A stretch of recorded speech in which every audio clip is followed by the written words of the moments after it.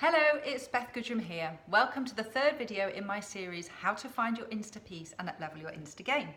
Many of you will already know my story as it relates to Instagram, but if not, I have been on Instagram for quite a long time now. As I've said many times before, I've made a lot of mistakes and come up against a lot of roadblocks, and I've made this video series so that you don't have to stumble and struggle as I have. But before we get into it, let's quickly recap on what we learned in my second video. In that video, I talked about the 3 steps that you can take to improve your confidence when engaging on Instagram. You see, I come across a lot of women, particularly those of us who didn't grow up with social media, who feel a bit awkward and aren't quite sure what to say or how to go about reaching out. So in that video, I talked through some strategies to help with this.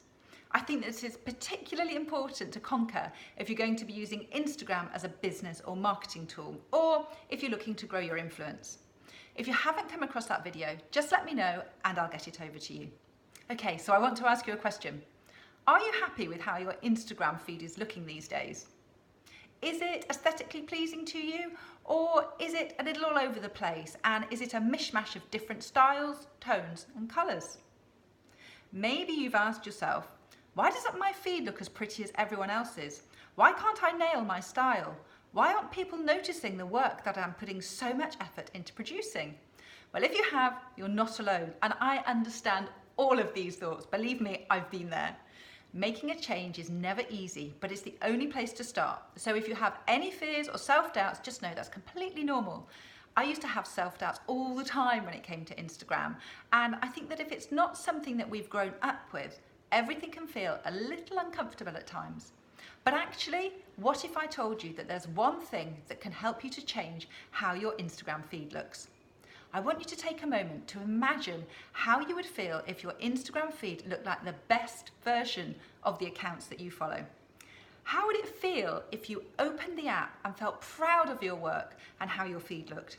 If you could scroll through it and see how it had evolved from where it is now into what it could become in the future. Okay, so at this point, I usually hear things like, okay, Beth, I believe that I can totally get the results with the steps that you taught me in video number 1. And I can see how easy and simple it is to get results with the things that you taught me in video number 2. But the real roadblock that I have is this: Beth, I don't live the life of those people. My photographs are taken by my 7-year-old child outside my 1930s semi on the way to school. Or you may say, but I have limited products in my range to feature. Or I'm selling services, not products, so how do I make my feed look good then? Does that sound like you? Well, if so, that's great. And that's why I want to teach you a very simple method that allows you to achieve a great looking feed, even if your photographs are taken by your 7-year-old, or even if you only have limited products in your range, or even if you're selling services, not products. But first, let me share a quick backstory. For such a long time, I was scared to go anywhere near the thought of even slightly better than average shots. The whole thought of photography completely freaked me out, and in some ways, the super high level stuff still does. Not only that, but I didn't want to present a false impression to the world. I wanted my account to be about the everyday reality, as it still is. But that doesn't mean to say that it can't be the best version of your everyday reality. And if it's raining, it can absolutely be about the sunnier everyday reality of a bygone holiday. But then for Christmas a couple of years ago, I was given a book called Capture Your Style, and that's when I really started to realise the power of good photography. I started to implement what I was learning, and I saw a huge difference in my growth on Instagram. And you know, it was fun. I really enjoyed it, and it gave me a chance to be creative.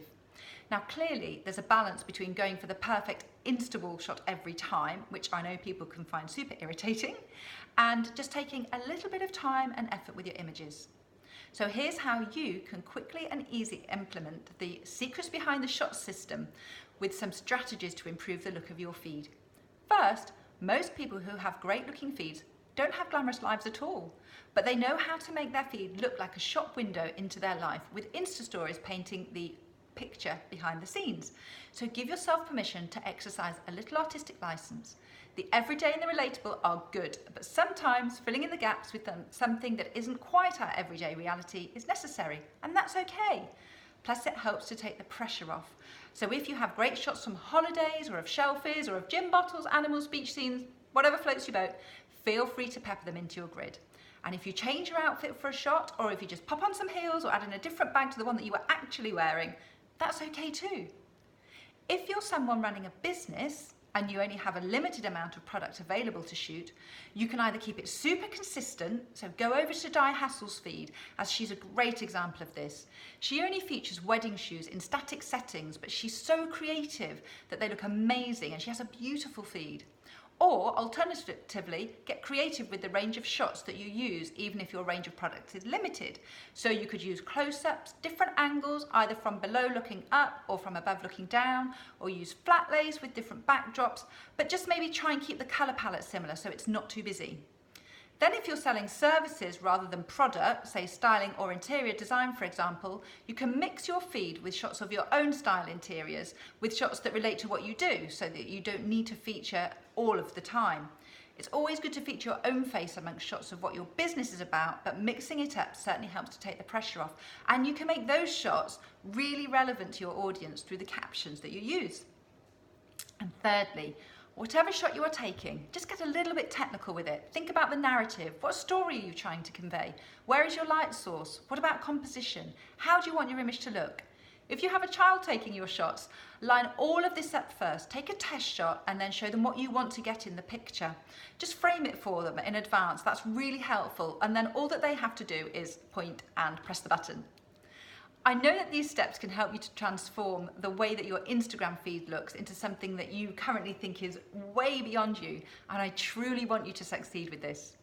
Now, this is the end of my video series, How to Find Your Insta Piece and Uplevel Your Insta Game, but I'm working on something super cool behind the scenes that I think you're going to love.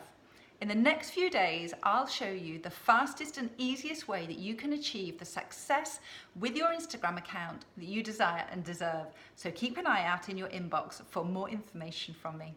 If you haven't already signed up for my emails, you can do so by following the link attached to this video. Have a great day and bye for now.